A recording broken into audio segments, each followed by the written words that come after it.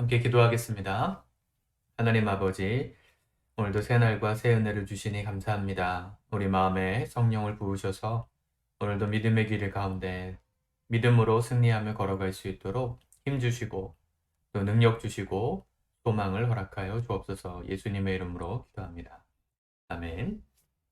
우리 찬송가 292장 주 없이 살 수 없네 찬양하시겠습니다.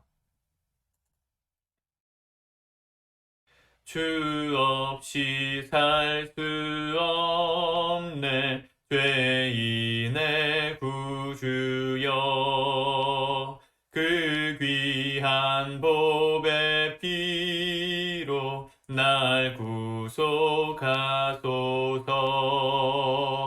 구주의 사랑으로 흘리신 보혈이 내 소망 나의 위로 내 영광 됩니다.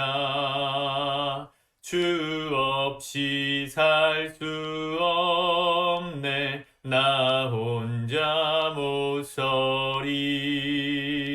힘없고 부족하며 지혜도 없도다. 내 주는 나의 생명 또 나의 힘이라.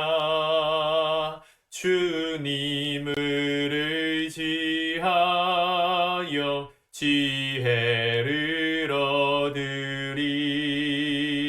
주 없이 살 수 없네 내 주는 아신다. 내 영의 깊은 간구 마음의 소원을 주밖에 나의 마음 네 알아주리요. 내 마음 위로하사 평온케 하시네.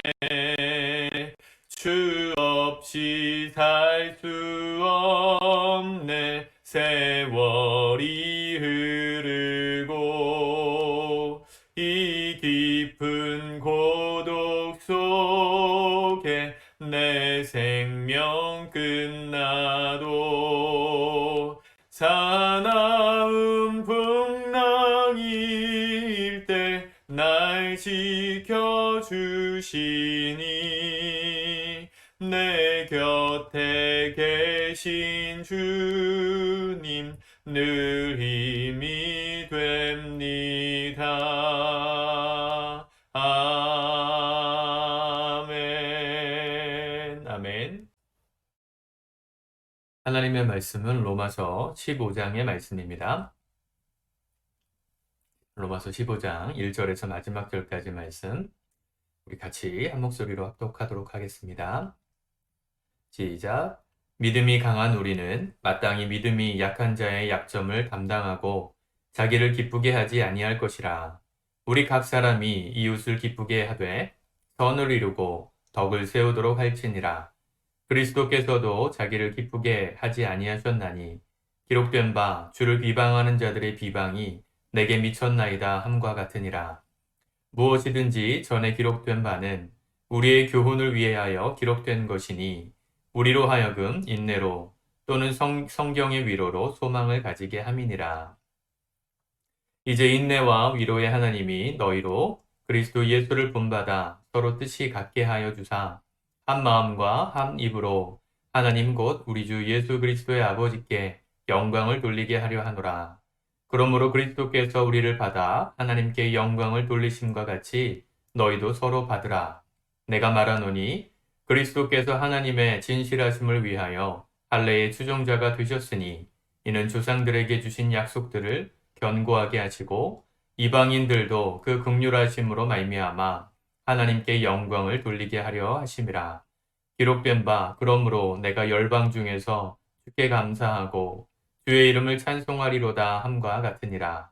또 이르되 열방들아 주의 백성과 함께 즐거워하라 하였으며 또 모든 열방들아 주를 찬양하며 모든 백성들아 그를 찬송하라 하였으며 또 이사야가 이르되 이새의 뿌리 곧 열방을 다스리기 위하여 일어나시는 이가 있으리니 열방이 그에게 소망을 두리라 하였느니라.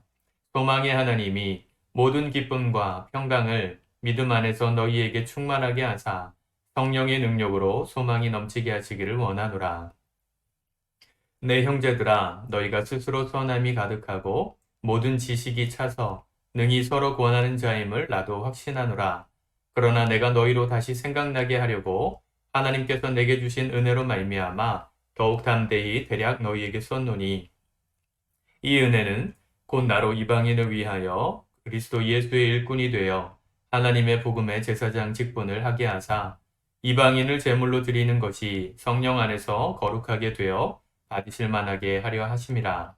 그러므로 내가 그리스도 예수 안에서 하나님의 일에 대하여 자랑하는 것이 이거니와 그리스도께서 이방인들을 순종하게 하기 위하여 나를 통하여 역사하신 것 외에는 내가 감히 말하지 아니하노라. 그 일은 말과 행위로 표적과 기사의 능력으로 성령의 능력으로 이루어졌으며 그리하여 내가 예루살렘으로부터 두루 행하여 일루리곤까지 그리스도의 복음을 편만하게 전하였노라. 또 내가 그리스도의 이름을 부르는 곳에는 복음을 전하지 않기를 힘썼노니 이는 남의 터 위에 건축하지 아니하려 함이라. 기록된 바 주의 소식을 받지 못한 자들이 볼 것이요 듣지 못한 자들이 깨달으리라 함과 같으니라. 그러므로 내가 너희에게 가려 하던 것이 여러 번 맡겼더니 이제는 이 지방에 일할 곳이 없고 또 여러 해 전부터 언제든지 서바나로 갈 때에 너희에게 가기를 바라고 있었으니 이는 지나가는 길에 너희를 보고 먼저 너희와 사귐으로 얼마간 기쁨을 가진 후에 너희가 그리로 보내주기를 바람이라. 그러나 이제는 내가 성도를 섬기는 일로 예루살렘에 가노니 이는 마게도냐와 아가야 사람들이 예루살렘 성도 중 가난한 자들을 위하여 기쁘게 얼마를 연보하였음이라. 저희가 기뻐서 하였거니와 또한 저희는 그들에게 빚진 자니 만일 이방인들이 그들의 영적인 것을 나눠 가졌으면 육적인 것으로 그들을 섬기는 것이 마땅하니라. 그러므로 내가 이 일을 마치고 이 열매를 그들에게 확증한 후에 너희에게 들렸다가 서바나로 가리라. 내가 너희에게 나아갈 때에 그리스도의 충만한 복을 가지고 갈 줄을 아노라. 형제들아, 내가 우리 주 예수 그리스도와 성령의 사랑으로 말미암아 너희를 권하노니 너희 기도에 나와 힘을 같이하여 나를 위하여 하나님께 빌어 나로 유대에서 순종하지 아니하는 자들로부터 건짐을 받게 하고 또 예루살렘에 대하여 내가 섬기는 일을 성도들이 받을 만하게 하고 나로 하나님의 뜻을 따라 기쁨으로 너희에게 나아가 너희와 함께 편히 쉬게 하라. 평강의 하나님께서 너희 모든 사람과 함께 계실지어다. 아멘. 바울은 은혜로 우리에게 구원을 주신 하나님의 그 구원의 은혜의 선물을 믿음으로 받아들임으로 우리가 구원받는다, 의롭게 된다. 로마서 전체를 통해서 변증하고 설명했습니다. 그리고 마지막에서는 이 유대인들의 회복, 원래 하나님이 택하시고 이 아들 예수 그리스도 구세주를 태어나게 하셨던 그 민족을 회복시키시리라. 원래 그들이 먼저 참 감람나무로서 심기움을 받았다가 가지 몇 가지가 꺾였다고 해서 그 뿌리가 마른 것은 아니니 이방인들은 자랑할 것이 없다. 그들의 회복을 위해서 함께 기도해달라 이런 얘기를 했고요. 믿음이 강한 자는 약한 자를 받으라. 이 이야기를 이전 장에서 계속 하고 있었습니다. 나의 믿음으로 누군가를 판단하지 말아라. 또 내가 믿는 믿음의 분량을 나 스스로 나를 자책하는 것으로 삼지 말아라. 날마다 한 걸음 한 걸음 믿음이 자라가면 된다. 그 이야기 마지막인 것이죠. 1절에 보니까 믿음이 강한 우리는 마땅히 믿음이 약한 자의 약점을 담당하고 자기를 기쁘게 하지 아니할 것이라. 이 포인트는 자기를 기쁘게 하지 않는 것이 믿음이 강한 자의 특징이라는 것입니다. 정말 우리 시대의 사람들이 가치관과 정말 다른 가치관이죠. 성경을 우리가 진리의 근거로 믿지 않으면 성경 말씀이 와닿지가 않습니다. 왜냐하면 내가 지금 이 세대 가운데 살아갈 때 오늘 우리 세대는 다 내가 중요한 시대잖아요. 내 인생이 중요하고 내 가치가 중요하고 내 기쁨이 중요한 시대에 성경은 계속해서 하는 말이 뭐냐면 너희가 너희의 기쁨을 구하면 하나님께 기쁨이 되지 못한다. 자기를 부인하고 자기 십자가를 지고 예수님을 따라가야 한다. 이게 제자의 도다. 뭐 이런 얘기를 하니까 오늘 시대의 사람들이 매력이 없죠. 놀라운 것은요, 제가 주일날도 말씀을 드렸지만 우리는 예수님의 노예로 살 때만 진짜 자유인의 삶을 살 수 있어요. 우리를 그렇게 지으셨기 때문입니다. 그러니까 성경을 안 믿는 사람들은 하나님의 창조 사건부터 부인하기 때문에 받아들여지지가 않죠. 우리 인간이 뭐 하나님이 어떻게 그렇게 만드셨는지 받아들여지지도 않고요. 인간이 그냥 뭐 스스로 존재한 거지, 진화한 거지. 뭐 하나님의 뜻대로 그렇게 살아야 하나. 동물 중에 하나인 인간이 동물들은 다 자기가 원하는 욕망을 따라 살잖아요. 배고프면 먹고 또 자고 싶으면 자고. 인간, 동물이 그런다고 해서 뭐 이렇게 죄책감을 느끼지 않잖아요. 그죠? 뭐 성욕이 생긴다고 뭐 이렇게 가족이라고 안 하고 이러진 않잖아요. 우리도 인간이 동물에서 진화한 존재인데 뭐 그런 죄책감을 가져야 하느냐. 죄책감이라는 걸 주는 기독교가 문제다. 라고 가르치거든요. 세상의 가치관은. 오늘날 그게 보편화되다 보니까 사람들이 기독교의 가치관을 굉장히 어리석은 것으로, 편협한 것으로 이렇게 해석합니다. 이 성경의 말씀을 들어도 매일마다 아마 이 메시지를 듣고 계신 분들도 계시고 전혀 듣고 계시지 않는 분들도 있다는 걸 제가 알아요. 근데 그 부분은 여러분들이 선택하시는 거죠. 이 말씀을 듣고 아, 이게 진리구나 따라오시는 분들과 이건 뭐 그냥 주목자가 하는 얘기고 그냥 세상의 가르침하고 정말 역행하는 시대 오류적인, 시대 착오적인 그런 설교다라고 생각하시는 분들은 안 들으시면 그 차이가 어떻게 생길지는 저는 분명히 보입니다. 1년이 지나고 5년이 지나고 10년이 지나면 정말 달라질 거예요. 왜냐하면 하나님은 말씀은 지금도 살아있는 말씀이고 심는 대로 거두게 하시는 분이시기 때문에 말씀을 따라 진리를 따라 살아가는 사람의 삶의 10년 후는 정말 풍성할 것이요. 그렇지 않은 사람의 삶은 그때도 세상의 것 두고 하느라 허덕이고 계실 것입니다. 제가 예언할 수 있어요. 물론 이걸 안 믿는 분들에게는 의미 없는 말일지 몰라도 하나님은 살아계십니다. 여기서부터 우리의 신앙이 시작되는 것이죠. 그걸 믿는 것으로부터. 그 하나님을 진짜 믿는다면 나를 기쁘게 하는데 신경 쓰지 않아요. 왜요? 하나님의 뜻을 이루다 보면 내 삶이 기뻐지거든요. 자연스럽게. 하나님의 뜻대로 살다 보면 내 인생 가운데 풍성한 복이 부어지거든요. 그건 복이에요. 그건 내가 추구해야 될 복이 아니라 하나님의 은혜의 선물로 주시는 복입니다. 근데 사람들이 이 복에만 집착하는 순간부터는 이제 하나님을 이용해 먹고 싶은 것이죠. 어떻게 하면 그 하나님으로부터 복을 빼낼까? 이건 하나님을 믿는 신앙이 아닙니다. 우상을 섬기던 신앙이죠. 모든 우상들과 모든 종교가 다 그래요. 신을 이용해서 내가 잘 되는 것. 기독교는 그렇지 않습니다. 하나님을 사랑하기 때문에 내가 잘 되는 거예요. 여러분, 오늘 믿음이 있는 자는 믿음이 약한 자들을 담당해줘라. 그들의 약점도 담당해줘라. 오늘 우리 일상 가운데 이걸 실천하는 삶이 되었으면 좋겠습니다. 5절에 보니까 이제 인내와 위로의 하나님이 너희로 그리스도 예수를 본받아 서로 뜻이 같게 하여 주사. 예수님을 우리가 본받아가면서 데살로니가 현상에서 세 번째 단계죠. 예수님을 본받아가는 거예요. 말씀이 진리구나 받아들였으면 그럼 그 예수님을 닮아 하루하루 살아가면서 6절 한 마음과 한 입으로 하나님 곧 우리 주 예수 그리스도의 아버지께 영광을 돌리게 하려 하노라. 그러므로 결론이 뭐예요? 그렇게 살아가고 예수님을 본받은 결과로 그리스도께서 우리를 먼저 죄인된 우리를 받아주셨잖아요. 하나님께 영광을 돌리심과 같이 너희도 서로 받으라. 우리가 믿음이 약한 자들, 내 마음에 안 드는 사람들, 내 수준이 아닌 거라고 생각되는 사람들, 한 사람 한 사람을 우리가 받아주는 거, 품어주는 거, 기도해주는 거, 사랑해주는 거, 그게 예수님이 우리를 받아 하나님께 영광을 돌리신 것 같은 일이라는 것입니다. 얼마나 영광스럽습니까? 예수님께서 하나님의 아들로 칭함받고 보좌의 우편에 앉아 계신 것처럼 우리가 연약한 자들을 받으면 우리도 하나님께 영광을 돌리는 그런 인생이 된다는 것이죠. 그리고 이어지는 말씀들은 우리에게 그 예수 그리스도의 영광을 드러내는 삶에 대한 소망을 말해줍니다.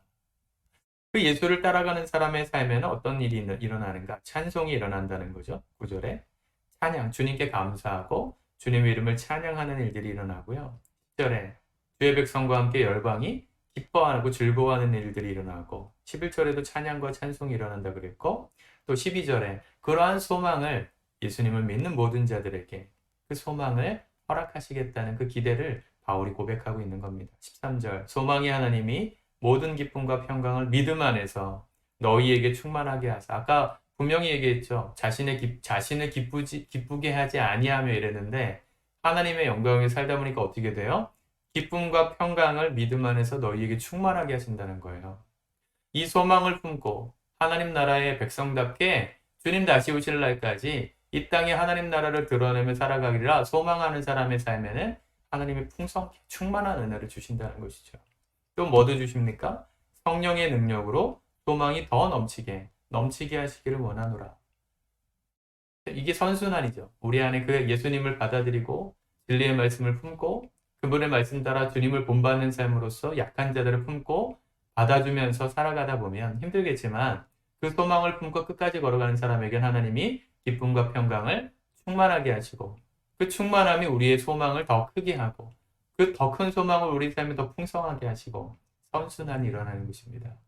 그래서 신앙생활은 단기간에 끝나는 게 아니고요. 장기 레이스예요. 마라톤을 뛰는 것 같아요. 마라톤을 뛰는 선수가 초반에 막 달려간다고 1등 합니까?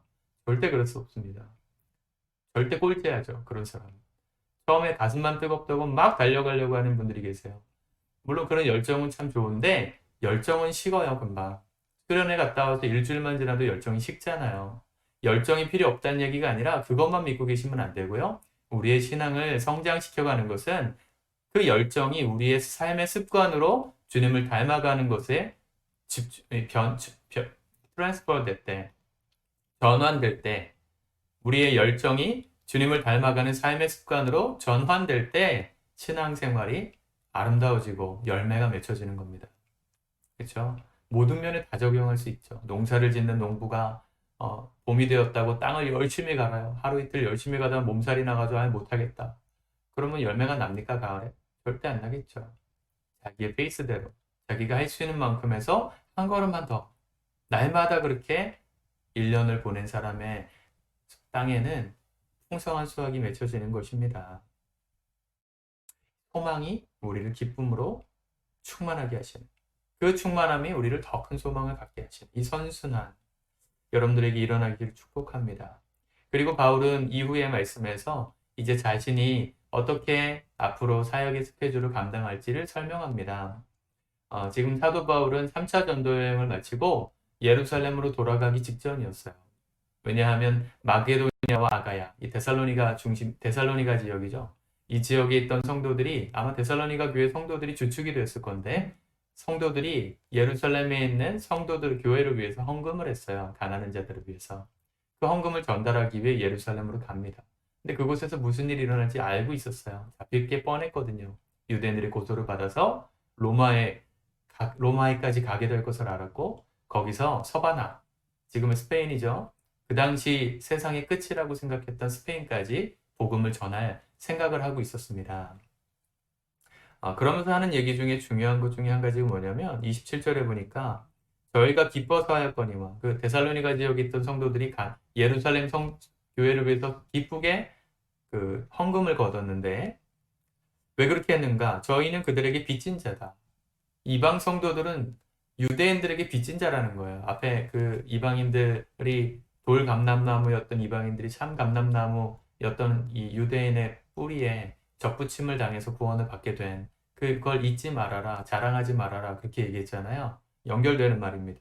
이방 성도들은 예루살렘 교회의 빚진 자이기 때문에 만일 이방인들이 그들의 영적인 것을 나눠 가졌으면 이방인들이 이 예루살렘, 유대인들의 영적인 유산을 함께 상속하는 자가 되었잖아요. 그랬으면 육적인 것으로 그들을 섬기는 것이 마땅하니라. 이방인들이 영적인 것으로 예루살렘에서 교회를 섬기는 거는 불가능해요. 영적인 원리상. 왜냐하면 그 당시 유대인들의 그 원뿌리, 신앙의 뿌리를 이방인들이 대체할 수는 없잖아요. 뿌리가 바뀔 수는 없잖아요. 그 얘기를 하는 겁니다. 그래서 본인들, 이방 교회 성도들이 가지고 있었던 재물, 헌금, 연보 이런 것들을 통해서 이 원래 어머니 교회라고 할 수 있는 예루살렘 교회의 어려움을 섬기라고 그게 마땅하다 이런 이야기를 하는 것이죠. 우리 교회도 50대, 60대 계신 성도님들이 계시지만 이분들 세대만 해도 이 영적인 것들을 공급하는 주의 종에 대해서 이 물질적인 것들로 육적인 것들이라고 할 수 있는 것들로 채워드려야 한다는 것에 대한 사명감들이 있으셨어요. 배우셔가지고. 물론 이게 한국 교회 안에 너무 이게 뭐랄까 좀 변질된 문화가 되기도 했는데 촌지 문화처럼 변질되긴 했는데요. 사실은 영적인 원리 굉장히 중요한 원리입니다. 여러분들이 영적인 어떤 은혜를 경험한 분들이 있다면 여러분들이 가진 것들로 갚고 빚을 갚는 것이 굉장히 중요합니다. 왜냐하면 그럴 때 어떻게 돼요? 우리 안에 기쁨이 충만해요. 이 소망이 더 커져요. 하나님 나라는 그렇게 선순환되는 것입니다. 마치 다윗과 요나단이 왕의 아들이었던 요나단은 모든 걸 다 갖고 있었고 다윗은 지명 수배자가 돼서 쫓기게 되었던 그 신세가 되었을 때 다윗이 어려움에 처했을 때 요나단이 도왔죠. 이 다윗이 가진 것이 없었을 때 요나단이 공급했지만 나중에 다윗이 왕이 되고 나서는 요나단의 가족을 지켜줘요. 이해가 되십니까? 이게 사랑의 선순환이에요. 은혜를 받았으면 끝까지 갚는 겁니다. 우리 안에 그럴 때 그리스도의 복이 충만하게 되는 것이죠. 사랑하는 성도 여러분, 오늘만 보고 살지 마시기 바랍니다. 우리 인생 오늘로 끝날 수도 있지만 그래서 오늘 최선을 다해야 하지만 앞으로 10년 뒤에 여러분들이 서 있을 그 믿음의 수준, 믿음의 굳건하게 서 있을 그 위치를 오늘 기대하면서 소망을 가지고 하루하루 사는 겁니다. 오늘 당장 열매가 맺힐 걸 기대하는 게 아니고요. 그때 무르익었을 때 정말 값진 상품이 됐을 때 열매를 따서 하나님께 드릴 그 날을 위해서 오늘 수고하는 것입니다. 오늘 하루가 소중한 이유가 거기 있고 또 오늘 하루에 너무 실망할 필요가 없는 이유가 여기 있는 것이죠. 여러분 오늘 하루도 최선에서 사시지만 오늘 무너졌다 할지라도 포기하지 말고 앞으로 10년 안에 내가 하나님 앞에 세워질 그 믿음의 분량을 기대하고 소망하면서 주의 뜻을 따라 한 걸음 한 걸음 나아가다 보면 주님께서 주시는 기쁨과 이 평강의 은혜가 충만하게 누려지는 복된 인생이 되어지시리라 믿습니다. 기도하겠습니다. 사랑의 아버지, 오늘도 주님께서 주신 은혜와 사랑에 감사를 드립니다. 말씀을 붙들고 소망 가운데 오늘도 하나님 나라 백성답게 살아가기를 힘쓰게 하시고 오늘 무너졌을지라도 포기하지 않고 끝까지 10년, 20년 우리가 앞으로 서 있을 그 믿음의 분량까지 성실하게 걸어갈 때 마침내 이 복의 선순환을 누리는 믿음의 인생, 축복된 인생, 하나님께 영광 돌리는 인생 살아갈 수 있도록 도와주옵소서. 예수님의 이름으로 기도드립니다. 아멘.